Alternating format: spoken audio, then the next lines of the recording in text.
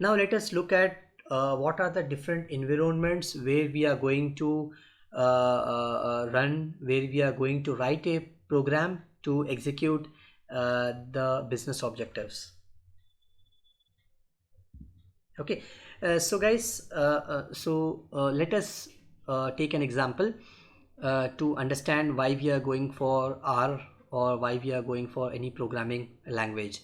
So a new client comes in and you have defined a business objectives, you have defined a problem statement, and you have also defined a what are the machine learning algorithms you are going to implement for this to develop this solution. Now you need a environment where you can load the data, you can implement your ideas, you can write the program, you can write your scripts to develop the solution to accomplish the business needs.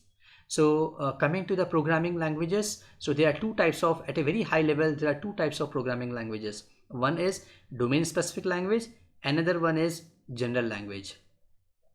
So guys, domain specific language is nothing but a programming language which is designed only for a particular domain.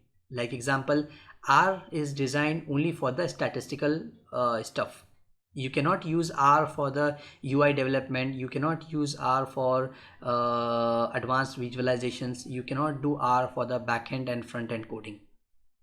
Same like this, SAS is designed for a domain specific. So coming to the general language, so there are multiple languages which comes under the general language category, and the best example is Python and Java. So you can use Python for statistics, you can use Python for web development, you can use Python for front end, back end coding, you can use Python for calling the Ajax queries and receiving the web server request and processing it, sending back to the web server.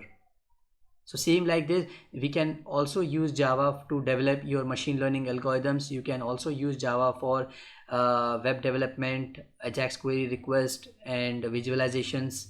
Under the general language, so these two, Python and the Java, are the most commonly used.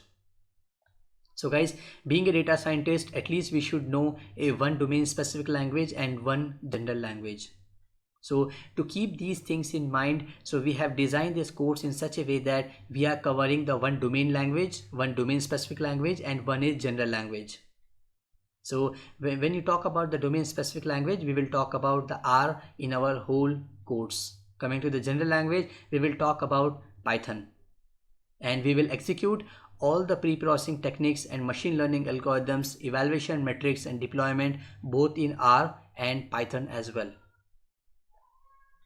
Okay, so guys, if you compare the R and the Python, what I can say is, if any guy is non-programmer, then he should start with R.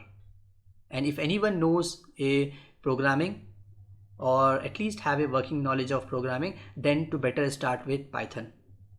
Because if a non-programmer starts with a Python is a bit difficult compared to R. So I suggest you to start with R and then later move to Python for the learning. Okay, so guys, coming to now let's talk about the open source tools and the license tools. So coming to the open source tool, it is a tool in which the source code is openly available for use, or we can modify the code depend on our data functionality or the operation which we want to perform. So our code and the Python source code is available. So these are the open source tool. We don't need to pay anything. We just need to download an R and Python, open the environment and load the data and start working on it. So R and Python worked on the different libraries, different built-in functions, and different packages. We can integrate R and Python with external APIs, and also we can link with external UIs, and also multiple web extraction tools, visualization tools, and BI tools. So R and Python have got multiple functionality and advanced libraries and packages which help us to execute the data science project. So coming to the license tool, so there are multiple license tool, but most the famous license tool which we use in the data science industry is SAS and SPSS. So mostly the banking and the finance industries go for the SAS and SPSS license tool because they have a very confidential data. So they go for the license tool SAS and SPSS. And also SAS and SPSS are much faster than R and Python. So these are the tools which are just drag and drop. So in the R and Python, we need to write a program to develop any machine learning algorithm or to execute any data processing technique. But in case of SAS and SPSS, you just need to load the data and click on one of the machine learning algorithm and it will start executing. So you don't need to write a program in SAS and SPSS. So SAS or SPSS is a tool where we can just drag and drop. But if you need some other functionality which is not available in SAS or SPSS, then you can write a program as well, but that's a optional again. Okay, so guys, so in this video series we will work on open source tools which is R and Python.